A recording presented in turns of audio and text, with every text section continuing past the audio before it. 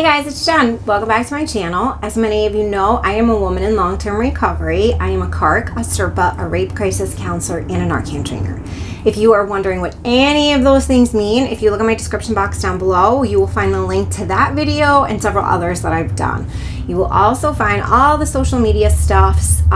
You will also find, which I'm very, very happy to tell you guys and very proud, I started a podcast. So it's right now on Spotify and Anchor, and I will link that in the description box down below. And last but not least, which is always the most important thing in my opinion, is my Amazon wishlist. My Amazon wishlist is what I use to help my local people in need. Whether, people are just facing a hard time, newly home from incarceration, rehab, just are struggling, just whatever, we all need some help sometimes. And that wish list enables me to be able to help the people. I also have a second wish list that I'm putting up. I've sent it to some of you privately that have asked, but I am doing Mother's Day baskets. So I'm going to be doing 15 Mother's Day baskets. It will be for the moms that I work with locally in this community. I did it last year as well. And I will be sending some to the women's shelter in my county. Momming is the hardest, most important job in the entire world, in my opinion. And moms are sorely overlooked. So this is my way of saying, I feel you, girl. I got you. So with all that being said, it is time to talk about our little Planty of the week.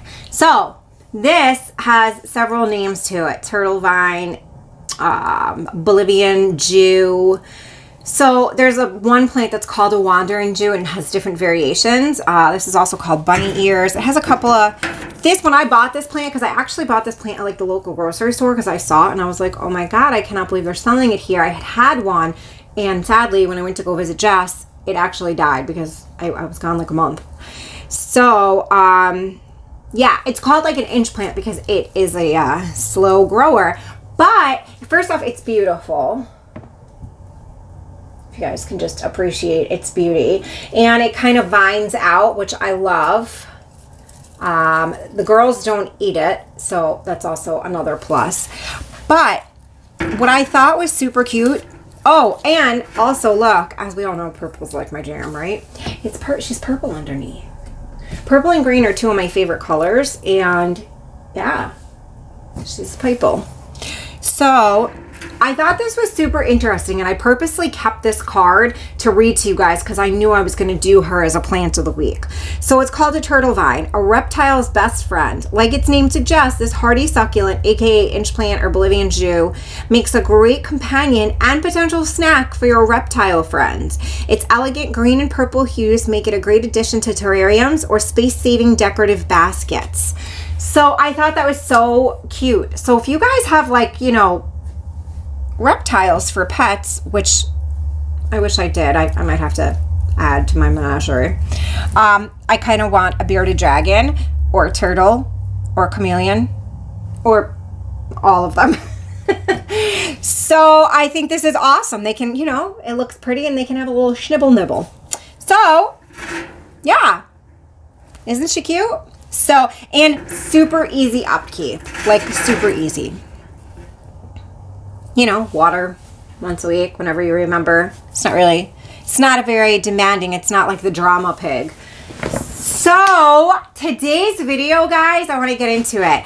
I'm going to show you guys the top 4 things that even though I am no longer an inmate, I still do. It's ingrained in me to do these things, and I don't know if I will ever stop. So as many of you know, I have done a lot of time in New York State prisons on and off throughout the years. Altogether, I've probably done between 6 and 7 years of incarceration.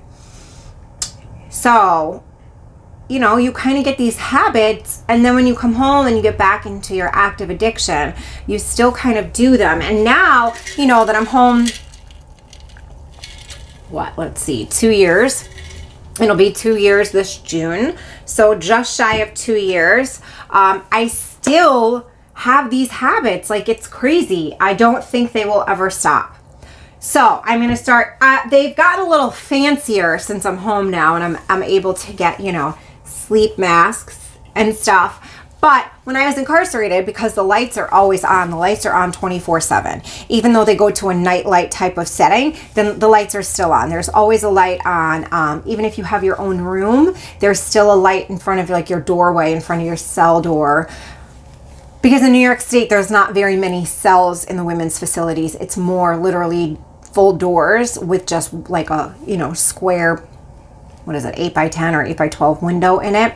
So the light still comes in. So I started wrapping, well, at first, before I was able to have a personal towel, it was socks. So when you are incarcerated in New York State prison, both the men and the women, because Jared and I have had this discussion, you get these tube socks and everything is men's, right? So these mofos are like literally this big. So I would take it and wrap it around and tie it, turn the tie to the side so I wouldn't have to sleep on that, and whatever side I didn't sleep on, because I'm a side sleeper, so I could sleep on it. But now that I'm home, we fancy.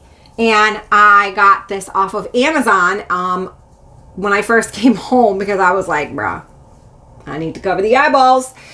It's still such a habit. Like, I can't have any. You could, wiggle your toe too loud and it wakes me up. I'm such a light sleeper, and light, anything, all of that. So that is the first thing. I absolutely positively cannot sleep without a covering on my face. It sucks. Especially, these new lashes. I don't want to screw them up. Okay. This one's kind of ridiculous, and they are everywhere, and Jared's constantly yelling at me. Water bottles. Like this one I didn't open yet. This is going to go in my cup. But I save water bottles. Like, I save them because inside, this is like a come up. Like, for real. So you get these cups that they give you when you first come in, but they're like 4 ounces. Like, I don't know who's supposed to do anything like with that. So water bottles are like gold, and they only get a certain amount of cases of water to sell on commissary. And if you get there late, or they sell out the week before and it's not your week, you're SOL, baby. You ain't getting a bottle. And nobody wants to carry around a cup, so these guys are like gold in there, and I would save all of mine. I would So for females in New York State, you get 2 laundry bags, like net bags, and one I literally would use for my laundry, and the other one I would use to store like water bottles. And that leads me into my next habit that I don't think I will ever stop doing. And it's so funny because I feel like felons and grandmas do this. So I just took these out of the dishwasher, brought them to show you guys. So I am a container hoarder, like no joke, container hoarder. So bowl with lid is a luxury, and sometimes you could only get one or whatever, or you already have food in it and you need a way to store. So I literally would keep containers from everything. Like you keep your butter container and reuse it. Everything is a container. Everything, I mean, shit. You have something you need to keep cold. You have a container like this on the inside. You take it to ice machine. You fill it up with ice, right? You get a small garbage bag from the officer if you're fortunate enough. And then you stick everything in here. And this is like your, little cooler or whatever. Like there's so many crazy, whatever. So I am absolutely, like I said, it's either grandmas or felons who do this. And here we go. So I collect these. So in my net bag, I would have water bottle, empty water bottles, right? And then all these like food containers that I got over the months, years that I was in there. It was like a store. It was crazy. But I'm telling you, these come in handy. Like, oh, your bunkie would be like, or, the home girl that you chill with in the unit. Oh, I'm cooking. Let me get a bowl. Here you go. Because you always want to make sure she has a lid. Bowl with lid. So here's this. Number four is I don't think I will ever stop doing this. And I do this for my people now too. Jared's like, slow down, they're gonna be all right. I am a pack rat with soap. I was the same way on the inside. I would talk to somebody at home like, hey girl, what do you need? Do you need me to send you anything? My friend LB actually, I'd be like, soap, give me a 48 pack.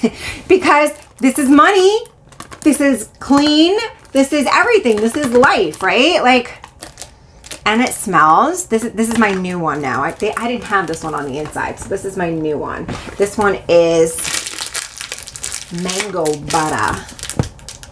So I just got this one last week. This is my current use. I don't know if it's okay.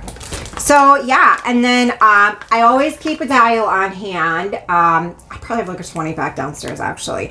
Well, for multiple reasons, because it, you know, germs, like, and dial is one of the best ones for stuff like that. And let's face it, even now, like Jared, his hands get cut at work, and you know, he's always messing with something and cutting his hands or whatever. So antibacterial, because it's not like we have hand sanitizer inside. So I always have dial. This one is like I don't know, it smells nice.